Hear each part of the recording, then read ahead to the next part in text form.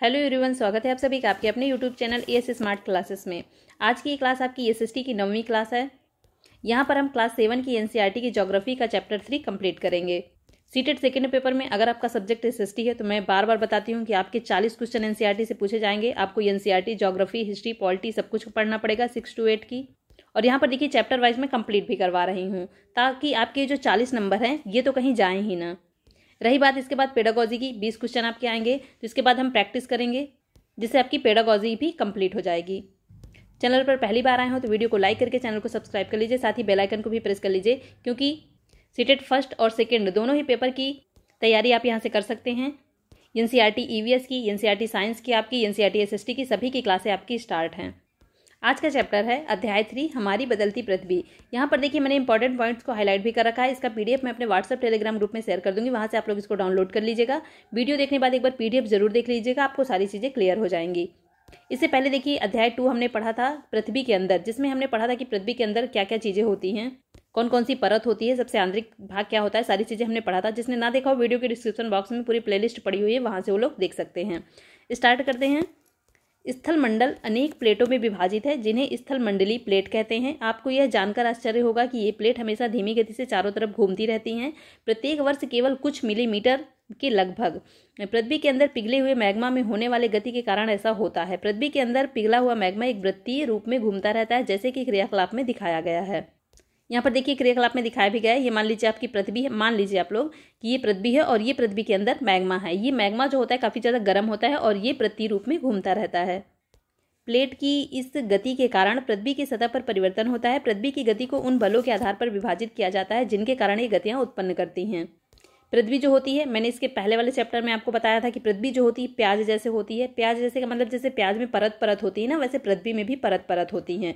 तो उन्हीं परतों मतलब उन्हीं प्लेटों में गति होती रहती है। यहाँ पर ये बताया जा रहा है गति काफी ज्यादा धीमी होती रहती है, पर बहुत ही कम होती है। जैसे यहाँ पर बताया गया कि प्रत्येक वर्ष में कुछ मिलीमीटर में लगभग, काफी ज्यादा कम होती है। अब देखिए पृथ्वी पर गति किन बलों के कारण होती है, तो यहाँ पर जिन बलों के कारण होती है उसी के आधार पर विभाजित किया गया है, जो आगे हम देखेंगे। जो बल पृथ्वी के आंतरिक भाग में विघटित होते हैं उन्हें अंतर्जनिक बल या एंडोजेनिक फोर्स कहते हैं। जो बल पृथ्वी की सतह पर उत्पन्न होते हैं उन्हें बहिर्जनिक बल या एक्सोजेनिक फोर्स कहते हैं। तो देखिए जो बल पृथ्वी के आंतरिक भाग में लगते हैं वो अंतर्जनिक बल होते हैं, एंडोजेनिक फोर्स, और जो बल बाहर लगते हैं वो क्या कहलाते हैं, बहिर्जनिक बल, एक्सोजेनिक फोर्स कहलाते हैं। अंतर्जनिक बल कभी आकस्मिक गति उत्पन्न करते हैं तो कभी धीमी गति उत्पन्न करते हैं। भूकंप और ज्वालामुखी जैसी आकस्मिक गति के कारण ही पृथ्वी की सतह पर अत्यधिक हानि होती है। अब देखिए भूकंप और ज्वाला जो होते हैं आपके अचानक से ही तो आते हैं, ये आपकी अंतर्जनिक गति होती है। और जब इनकी आकस्मिक गति होती है तो इसी के कारण पृथ्वी पर काफी ज्यादा हानि होती है। आगे देखेंगे पृथ्वी की गतियां। यहाँ पर देखिए एक चार्ट के माध्यम से बताया गया है पृथ्वी की गतियां। एक हो गई आपकी अंतर्जनित, दूसरी हो गई बहिर्जनित। अंतर्जनित में आपकी हो जाती है आकस्मिक पटल विरूपण बल। आकस्मिक में देखिए आपका आ जाता है भूकंप, ज्वालामुखी, भूस्खलन। जब पृथ्वी में आकस्मिक कोई गति होती है तो आपके ये सारे उत्पन्न होते हैं। और पटल विरूपण बल जो होता है उससे पर्वत निर्माणकारी बल होता है। जैसे कभी कभी अचानक कोई पर्वत बन जाए तो वो हो जाता है पर्वत निर्माणकारी बल। ऐसे ही बहिर्जनित बल ले लेते हैं तो अपर्दन और निक्षेपण, क्योंकि पृथ्वी के बाहर जो गतियां होती हैं, नदी, बहता जल, पवन, समुद्री तरंग, हिमनद, ये बाहर वाली गतियां हो गई पृथ्वी के, तो इसको बहिर्जनित बल कहते हैं। नेक्स्ट देखिए स्थल मंडली प्लेट। भूपर्पटी में अनेक बड़ी और कुछ छोटी कठोर असमान आकार की प्लेटें होती हैं जिन पर महाद्वीपीय और महासागरीय सतह टिकी होती हैं, वही कहलाती हैं स्थल मंडली प्लेट। ये सारी चीजें आपकी क्लियर हो गई होंगी। अंतर्जनित बल क्या होता है, बहिर्जनित बल क्या होता है, अंतर्जनित बल के अंतर्गत आपके क्या आते हैं, बहिर्जनित बल के अंतर्गत क्या आते हैं। ये देखिए इंपॉर्टेंट है, याद रखिएगा इनको कि किसके अंतर्गत क्या आते हैं, एग्जाम में पूछ सकता है। नेक्स्ट पढ़ेंगे ज्वालामुखी। ज्वालामुखी देखिए जो होता है भूपर्पटी पर एक खुला छिद्र होता है जिससे पिघले हुए पदार्थ अचानक निकलते हैं। अब देखिए जैसे भूपर्पटी आपकी हो गई, जैसे देखिए यहाँ पर दिखाई गई, ये आपकी मान लीजिए भूपर्पटी हो गई, तो एक इसमें छिद्र हुआ, इससे अचानक से क्या निकलने लगे, पिघले हुए कुछ पदार्थ निकलने लगे, तो ये आपका क्या हो जाता है, ज्वालामुखी। यहाँ पर देखिए पूरे ज्वालामुखी का चित्र भी दिखाया गया है। ये देखिए एक ज्वालामुखी, ये आपकी मान लीजिए मेटल है और ये आपकी परपटी हो गई। यहाँ से देखिए ज्वालामुखी निकलता है और ये जो इसका मुख होता है इसको क्रेटर कहते हैं, और ऊपर क्या निकल रहा है कि गैसें व राखें निकल रही हैं। इसी प्रकार स्थल मंडली प्लेटों के गति के करने पर पृथ्वी की सतह पर कंपन होता है। यह कंपन पृथ्वी के चारों ओर गति कर सकता है।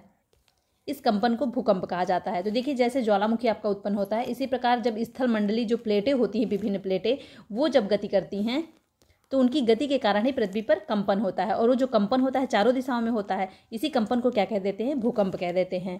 भूपर्पटी के नीचे वह स्थान जहां कंपन आरंभ होता है उद्गम केंद्र कहलाता है। उद्गम केंद्र भू सतह पर उसके निकटतम स्थान को अधिकेंद्र कहते हैं। तो देखिए, जहां से भूकंप आरंभ होता है, जहां से कंपन आरंभ होता है, वही स्थान आपका क्या कहलाता है? याद रखिएगा, इंपॉर्टेंट है, उद्गम केंद्र कहलाता है। और उद्गम केंद्र के भू सतह पर जो उसका निकटतम, मतलब उद्गम केंद्र के जो निकटतम स्थान होता है वो क्या कहलाता है? अधिकेंद्र कहलाता है। ये भी याद रखिएगा। अधिकेंद्र से कंपन बाहर की ओर तरंगों के रूप में गमन करता है। अधिकेंद्र के निकटतम भाग में सर्वाधिक हानि होती है एवं अधिकेंद्र से दूरी बढ़ने के साथ भूकंप की तीव्रता धीरे धीरे कम हो जाती है। तो यहाँ पर देखिए, भूकंप जिस मेन बिंदु से भूकंप आता है वो आपका उद्गम केंद्र कहलाता है। जहाँ से मतलब आपका कंपन स्टार्ट होता है वो भूकंप केंद्र कहलाता है। उसके आसपास का जो क्षेत्र होता है आपका वो अधिकेंद्र कहलाता है। यहाँ पर देखिए, आगे चित्र में दिखाया भी हुआ है।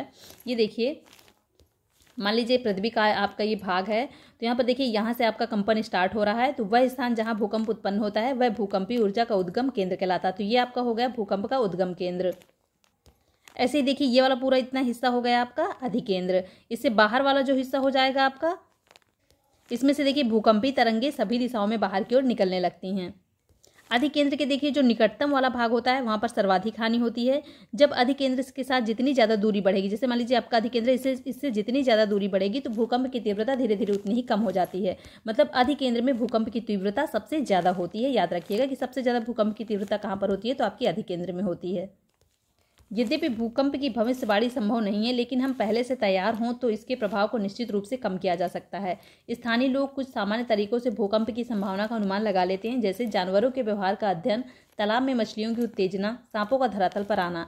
देखिए, कुछ स्थानीय लोग जो होते हैं, जैसे मैंने आपको ईवीएस वाले में पढ़ाया भी था कि भुज में एक भूकंप आया था 2001 में, काफ़ी ज़्यादा वहाँ पर नुकसान हुआ था।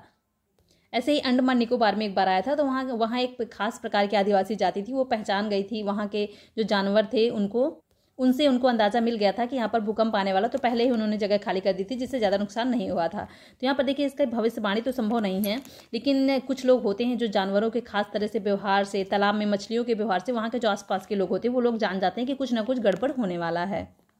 यहाँ पर देखिए, भूकंप एक वस्तु स्थिति अध्ययन कुछ दिया भी हुआ है। भुज में भूकंप के झटके 26 जनवरी 2001 को भुज शहर में रिक्टर स्केल पर 6.9 की तीव्रता वाला भूकंप आया था। काफ़ी ज़्यादा भूकंप था ये। देखिए कब आया था? भुज में 2001 में आया था, याद रखिएगा।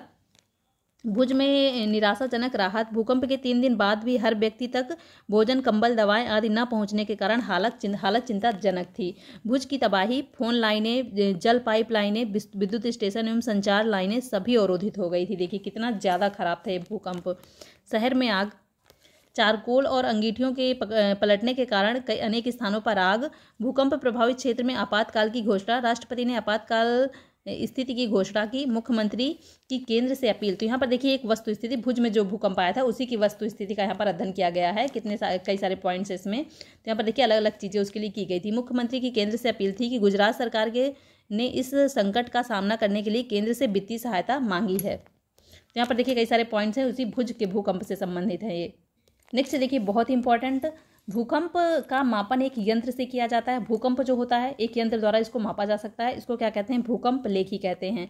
भूकंप की तीव्रता रिक्टर स्केल पर भी मापी जाती है। जिस भूकंप की तीव्रता 2 अथवा उससे कम होती है उसका प्रभाव नहीं के बराबर होता है। जिस भूकंप की तीव्रता 5 होती है वह वस्तुओं के गिरने से क्षति पहुंचा सकता है। जिस भूकंप की तीव्रता 6 अथवा उससे अधिक होती है वो बहुत शक्तिशाली, और जिसकी तीव्रता 7 अथवा उससे अधिक होती है वह सर्वाधिक शक्तिशाली समझा जाता है। तो यहाँ पर देखिए तीव्रता के हिसाब से भी बता दिया गया कि अगर भूकंप की तीव्रता 2 है अथवा उससे कम है तो काफ़ी नॉर्मल भूकंप है वो। यहाँ पर देखिए तीव्रता भी बताई गई हैं। एक बार इसका PDF जरूर देख लीजिएगा ताकि सारी चीज़ें आपको क्लियर हो जाएं। भुज में देखिए जो भूकंप आया था 6.9 उसकी तीव्रता थी, काफ़ी ज़्यादा था, 7 के लगभग ही बराबर था और बहुत ज़्यादा तबाही की थी इसने। नेक्स्ट पॉइंट है देखिए, जो भूकंप से बचाव की तैयारी।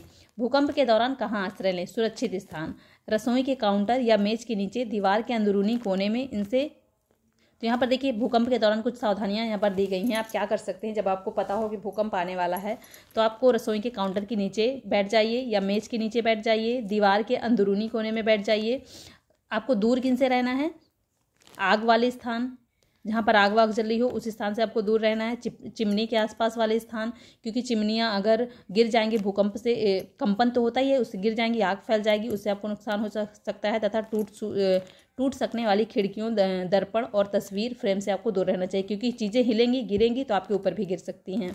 पहले से तैयार रहें। अपनों दोस्त एवं पारिवारिक सदस्यों के बीच जागरूकता फैलाएं एवं आपदा का सामना विश्वास से करें। तो यहाँ से देखिए बचाव भी आप समझ सकते हैं कि कैसे बचाव करना है। नेक्स्ट पॉइंट है मुख्य स्थलाकृतियाँ। अपक्षय एवं अपर्दन नामक 2 प्रक्रमों द्वारा दृश्य भूमि लगातार विघटित होती रहती है। पृथ्वी की सतह पर सैलों के टूटने से अपक्षय की क्रिया होती है। याद रखिएगा, पृथ्वी की सतह पर जब सैलें टूटती हैं तो कौन सी क्रिया होती है? आपकी अपक्षय की क्रिया। भूदृश्य पर जल, पवन, हिम जैसे विभिन्न घटकों के द्वारा होने वाले क्षय को अपर्दन कहते हैं।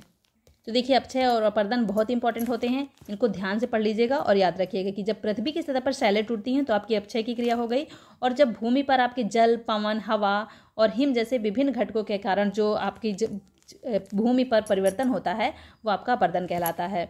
वायु, जल आदि अपर्दित पदार्थों को एक स्थान से दूसरे स्थान पर ले जाते हैं और फलस्वरूप एक स्थान पर निक्षेपित कर देते हैं। अपर्दन और निक्षेपण के ये प्रक्रम पृथ्वी के धरातल पर विभिन्न स्थलाकृतियों का निर्माण करते हैं। वायु, जल जो अपर्दित पदार्थ होता है उसको एक स्थान से दूसरे स्थान बहाकर या उड़ाकर ले जाते हैं और एक जगह पर इकट्ठे कर देते हैं। यही धीरे धीरे इकट्ठी होकर विभिन्न तरह की स्थलाकृतियों का निर्माण करते हैं। नेक्स्ट देखिए नदी के कार्य। नदी के जल से दृश्य भूमि का अपर्दन होता है। जब नदी किसी खड़े ढाल वाले स्थान से अत्यधिक कठोर सैल या खड़े ढाल वाली घाटी में गिरती है तो ये जलप्रपात बनाती है। तो यहाँ पर देखिए जलप्रपात कैसे बनाया जाता है, ये देखिए यहाँ पर दिखाया भी गया है कि जब नदी किसी खड़े ढाल, सीधी मतलब किसी खड़े ढाल से सीधे नीचे आती है और किस पे गिरती है? किसी कठोर सैल, चट्टान या खड़े ढाल वाली घाटी में गिरती है तो क्या बनाती है? जलप्रपात का निर्माण करती है। जलप्रपात की बात करें तो देखिए विश्व में हजारों छोटे छोटे जलप्रपात हैं। सबसे ऊंचा जलप्रपात दक्षिण अमेरिका के वेनेजुएला का एंजल जलप्रपात है। अन्य जलप्रपात उत्तरी अमेरिका में कनाडा तथा संयुक्त राज्य अमेरिका की सीमा पर स्थित नियाग्रा जलप्रपात है और अफ्रीका में ज़ाम्बिया और जिम्बाब्वे की सीमा पर स्थित विक्टोरिया जलप्रपात है। तो यहाँ पर देखिए कई सारे जलप्रपात भी बताए गए हैं, इनको भी याद कर लीजिएगा, ये भी देखिए इंपॉर्टेंट है। इसे तो बिल्कुल ही याद रखिएगा कि विश्व में जो सबसे ऊंचा जलप्रपात है दक्षिण अमेरिका का कौन सा जलप्रपात है? वेनेजुएला का एंजल जलप्रपात है, ये बिल्कुल याद रखिएगा। आगे बढ़ेंगे। नदी जो होती है देखिए, जब ये मैदानी क्षेत्र में प्रवेश करती है, मतलब कहीं से भी गिर के आती है फिर मैदानी क्षेत्र में तो प्रवेश ही करेगी, तो जब ये मैदानी क्षेत्र में प्रवेश करती है तो वह मोड़दार मार्ग पर बहने लगती है। नदी के इन्हीं बड़े मोड़ों को विसर्प कहा जाता है। जैसे देखिए यहाँ पर दिखाया हुआ है कि ये नदी जैसे जब भी मैदानी क्षेत्रों में प्रवेश करती है तो ऐसे ऐसे मोड़दार में बहती है, इसी को क्या कहा जाता है? विसर्प कहते हैं। इसके बाद विसर्पों के किनारों पर लगातार अपर्दन एवं निक्षेपण शुरू हो जाता है। विसर्प लूप के सिरे निकट आते जाते हैं। विसर्प के साथ विसर्प लूप नदी से कट जाते हैं और एक अलग झील बनाते हैं जिसे चाप झील भी कहते हैं। कभी कभी नदी अपने तटों से बाहर बहने लगती है, फलस्वरूप निकटवर्ती क्षेत्रों में बाढ़ आ जाती है। बाढ़ के कारण नदी के तटों के निकटवर्ती क्षेत्रों में महीन मिट्टी एवं अन्य पदार्थों का निक्षेपण करती है। ऐसी मिट्टी एवं पदार्थों को अवसाद कहते हैं। इससे समतल उपजाऊ बाढ़ग्रस्त मैदान का निर्माण होता है। नदी के उत्थित तटों को तटबंध कहते हैं। समुद्र तक पहुँचते पहुँचते नदी का प्रवाह धीमा हो जाता है और नदी अनेक धाराओं में विभाजित हो जाती है। तो यहाँ पर देखिए ये जो अभी मैंने आपको बताया चाप झील, ये क्या होती है कि जब देखिए ऐसे नदी विसर्पों में बहती है तो ऐसे मान लीजिए यहाँ पर इसका पानी पहुँच गया, उसके बाद ये फिर ऐसे विसर्प में बहने लगी और यहाँ पे इसके बीच में कुछ अवसाद जमा हो गए, तो ये इतना भाग तो अलग हो गया, तो ये हो जाती है आपकी चाप झील। मतलब ये नदी से बिल्कुल अलग है, यहाँ पर आपका स्थल हो गया और ये इतना थोड़ा सा भाग आपका जल वाला हो गया, तो ये हो जाती है चाप झील। और कभी कभी आपने देखा होगा कि नदी में पानी काफ़ी ज़्यादा हो जाता है और अपने आसपास के इलाके में फैल जाती है। जैसे देखिए यही नदी आपकी यहाँ तक फैल गई, यहाँ तक फैल गई, इसी से जो आसपास के इलाके होते हैं वहाँ पर बाढ़ आ जाती है। ये जो बाढ़ आती है इसी के कारण नदी जो विभिन्न प्रकार की महीन मिट्टी, अन्य पदार्थों का यहाँ पर देखिए निक्षेपण कर देती है। उसके बाद जब बाढ़ खत्म हो जाएगी तो पुनः ही अपने रास्ते में हो जाएगी, पुनः ये कम हो जाएगी। तो यहाँ पर ये जो पदार्थ छोड़ती है, विभिन्न महीन मिट्टी छोड़ती है, अन्य पदार्थ छोड़ती है, ये काफ़ी ज़्यादा उपजाऊ होता है। और ये जो पदार्थ छोड़ती है इसको कहते हैं अवसाद, और इन्हीं को देखिए कह देते हैं तटबंध। जो किनारा होता है जहाँ तक नदी पहुँचती है इन्हीं को कह देते हैं तटबंध। नेक्स्ट देखिए वितरिका, जो मैंने अभी आपको बताया कि समुद्र तक पहुँचते पहुँचते नदी का प्रवाह धीमा हो जाता है और नदी अनेक धाराओं में विभाजित हो जाती है, जिसे कहते हैं वितरिका। जैसे ये देखिए यहाँ पर दिखाया गया कि मुख्य नदी आपकी ये सिंगल आ रही है, इसके बाद यहाँ पर एक धारा में बटी, इसके बाद देखिए धीरे धीरे जाते जाते कितनी सारी धाराएं इसकी बढ़ गई, तो इन्हीं विभिन्न धाराओं को कह देते हैं वितरिका। यहाँ नदी इतनी धीमी हो जाती है कि यह अपने साथ लाए मलबे का निक्षेपण करने लगती है। प्रत्येक वितरिका अपने मुहाने का निर्माण करती है। सभी मुहानों के अवसादों के संग्रह से डेल्टा का निर्माण होता है। नेक्स्ट है देखिए समुद्री तरंग के कार्य। समुद्री तरंग के अपर्दन एवं निक्षेपण तटीय स्थलाकृति बनाते हैं। समुद्री तरंगें लगातार सैलों से टकराती रहती हैं जिससे दरार विकसित होती है। समय के साथ ये बड़ी और चौड़ी होती जाती हैं। इनको समुद्री गुफा कहते हैं। तो देखिए समुद्र में जो बड़ी बड़ी सैलें होती हैं तो समुद्र में लहरें तो उत्पन्न ही होती रहती हैं, तो जो समुद्री तरंगें होती हैं इनसे लगातार टकराती रहती हैं जिसके कारण से इनमें क्या बन जाती है, एक चौड़ी गुफा बन जाती है। उसी को क्या कहते हैं, समुद्री गुफा कहते हैं। इन गुफाओं के बड़े होते जाने पर इनमें केवल छत ही बचती है जिससे तटीय मेहराब बनते हैं। अब यहाँ पर देखिए गुफा जैसे ये आपकी छोटी सी हो गई, यहाँ पर देखिए दिखाया हुआ है ये गुफा हो गई और इसमें देखिए इस पार से उस पार पूरा जा रहा है, केवल इसमें छत बस बची हुई है, तो ये आपका हो जाता है तटीय मेहराब, याद रखिएगा।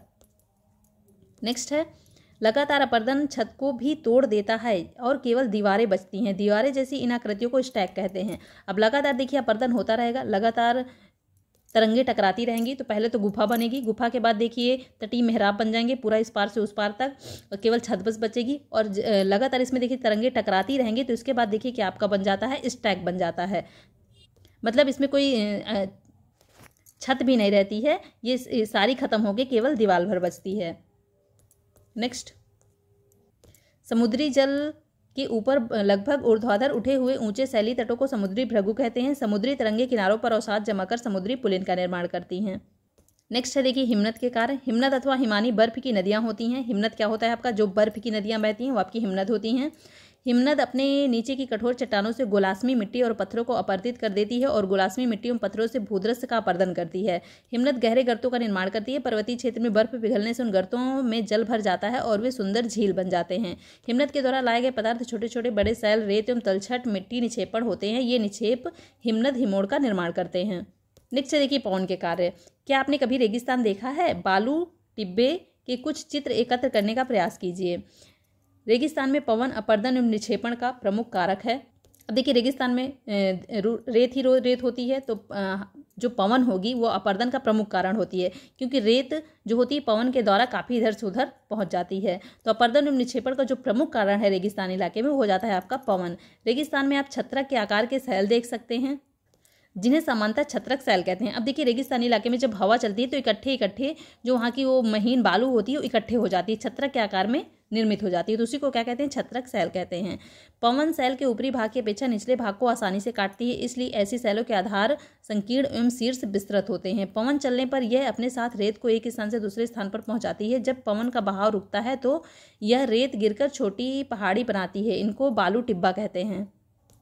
जब बालूकण महीन एवं हल्के होते हैं तो वायु उनको उठाकर अत्यधिक दूर ले जाती है। जब ये बालूकण विस्तृत क्षेत्र में निक्षेपित हो जाते हैं तो इसे क्या कहते हैं, लोएस कहते हैं।